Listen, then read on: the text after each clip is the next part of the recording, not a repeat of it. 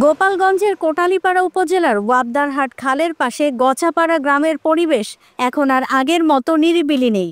সকাল থেকে বিকেল পর্যন্ত চলছে স্লুইস গেট নির্মাণের কাজ।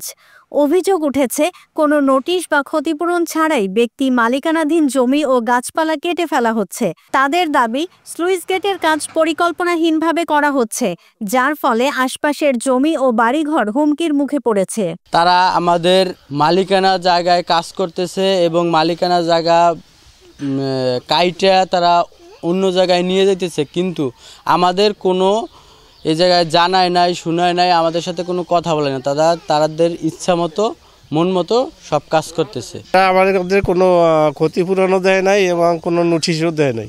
এটা আমার মালিকানা জায়গা এবং এটা আমরা বালি ভরাট করছি নিজেদের টাকা দিয়ে, ঠিক আছে। এখন এখানে যখন পানিটা টান দিছে তখন আমাদের এটা ভেঙে পড়ছে।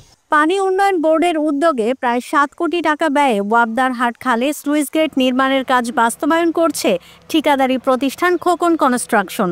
উদ্দেশ্য, খালের পানি প্রবাহ ঠিক রাখা এবং এলাকার কৃষকের জমিতে জলাবদ্ধতা নিরসন। কিন্তু খাল খননের সময় সড়কসহ ব্যক্তি মালিকানাধীন জমি এবং গাছপালা নষ্ট করা নিয়ে বাড়ছে বিরোধ। স্থানীয়দের দাবি, সরকারি কাজ হলে ক্ষতিপূরণ পাওয়ার কথা, অথচ কোনো ধরনের ক্ষতিপূরণ ছাড়াই তাদের জমি দখল করা হচ্ছে। যদি আপনারা এইটার সমাধান না করে দেন তাহলে তো এইভাবে চলতে থাকলে তো পুরাই অনেক ক্ষতি হয়ে যাবে আমাদের। তবে এসব অভিযোগের জবাবে খোকন কনস্ট্রাকশনের প্রতিনিধি বলেন, পানি উন্নয়ন বোর্ডের নির্দেশনা অনুযায়ী তারা কাজ করছেন। জমির মালিকদের অনুমতি নেওয়ার দায়িত্ব তাদের নয়। আসলে অ্যাকচুয়ালি আমরা তো ঠিকাদারি প্রতিষ্ঠান,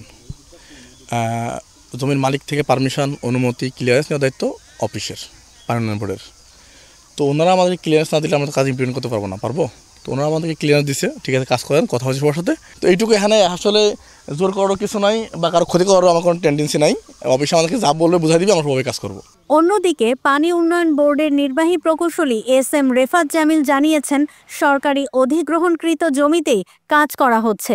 কিছু মানুষ দীর্ঘদিন ধরে সরকারি জায়গা অবৈধভাবে দখল করে রেখেছিলেন, এখন সেখানেই খাল খননের কাজ হচ্ছে বলে তারা অভিযোগ তুলছেন। ওখানে ব্যক্তি মালিকানাধীন জায়গার মধ্যে কার্যক্রম চলমান নেই। পানি উন্নয়ন বোর্ডের যে ৯ নম্বর খতিয়ান এবং ১ নম্বর খতিয়ান জেলা প্রশাসকের মহোদয়ের যে খতিয়ান, এর মধ্যেই কাজ চলমান রয়েছে।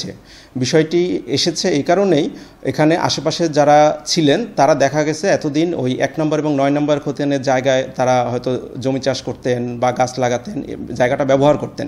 কিন্তু যখন সরকার কাজ করতে গিয়েছে, এখন সেই সরকারি জায়গাটা ব্যবহার হচ্ছে, তাতে সেই জায়গাটা তারা আর ব্যবহার করতে পারতেছে না।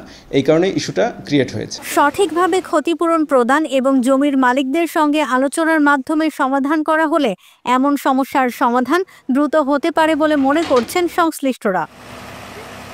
গোপালগঞ্জ থেকে বাদল সাহার তথ্য ও ভিডিও নিয়ে রিপোর্ট risingBD.com।